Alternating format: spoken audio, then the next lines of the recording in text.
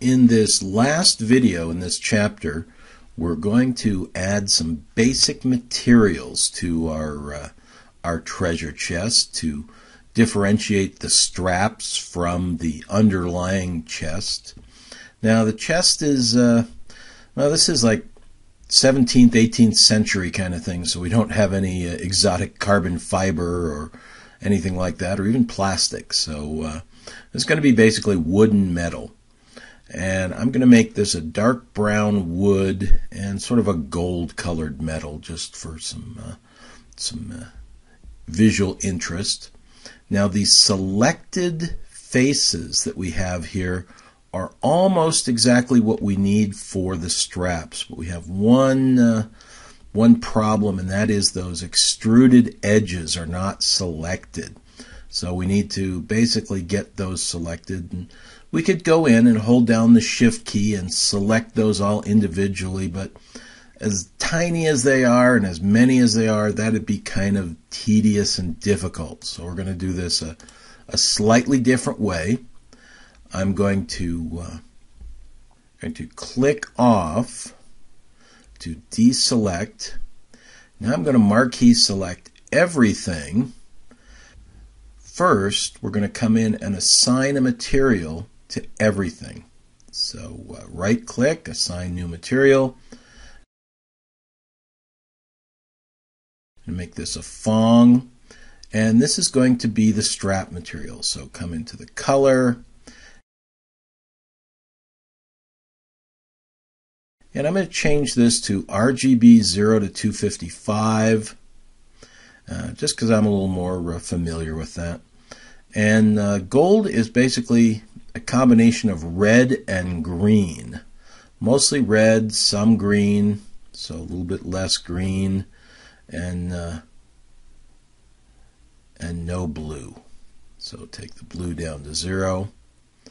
Okay, that looks good. And come in. Looks a little green on the chest. That may be an issue. We may someday want to go back and cut that green down a little bit, but that'll do for now.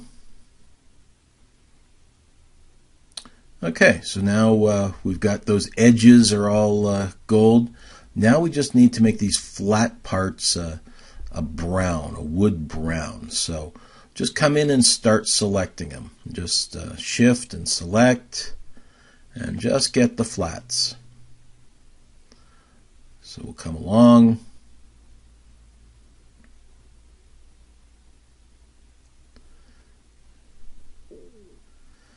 And again, if you mess up, you can hold down the control key to deselect. Hold down shift and continue select. Remember, the only problem is if you select one without any key being held down, everything that's selected so far will be deselected. Remember, we needed all these sides here for the camelback part. Okay, get this rest of the top here.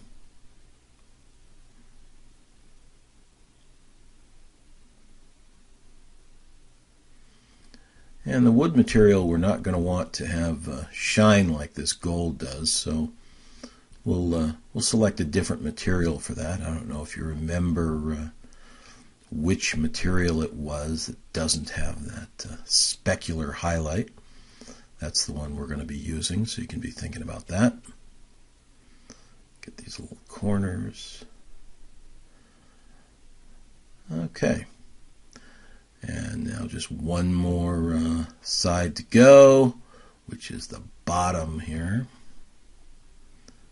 Get a nice angle, come in a little bit, and start selecting. Remember, still want the shift key held down.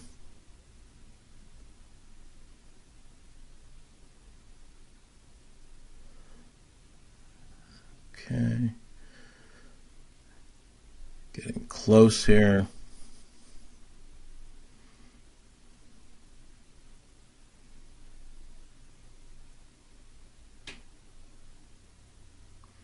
And just this one more to go. Let's rotate this around a little bit. Okay, I think that's got it. So right click, assign new material, and the new material we want is a, wait for it, Lambert. Okay, so it's actually starting to look like what we want already, but come over to color. And now brown is actually a combination of red and green also. And again, with more red than green. So it's just kind of a much darker gold. So I'm going to use these values, set blue to 0. Gives us this rich medium brown. It's actually kind of a dark brown once we get it deselected. And there we go. Okay, so there it is. It's all gold and brown. Looks good. I'm going to turn off this wireframe unshaded. I'm going to go back to object mode. And that looks a little better. Okay, this is fine. This will do for a distant object, but we're missing a cut down the center here. We can't really see how this would open. And of course, if we did open it, it wouldn't have any insides carved out. So still a few things to do. Sounds like some Boolean operations. And we'll get to that in the next chapter.